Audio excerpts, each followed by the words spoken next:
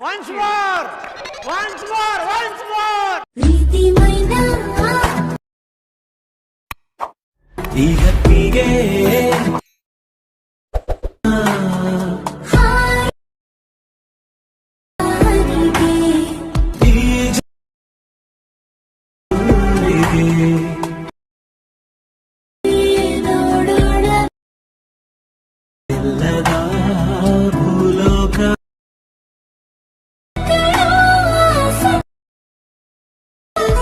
ಈ ವಿಡಿಯೋ ನಿಮಗೆ ಇಷ್ಟ ಆದರೆ ನನ್ನ ಚಾನೆಲ್ನ ಪ್ಲೀಸ್ ಸಬ್ಸ್ಕ್ರೈಬ್ ಮಾಡ್ಕೊಳ್ಳಿ.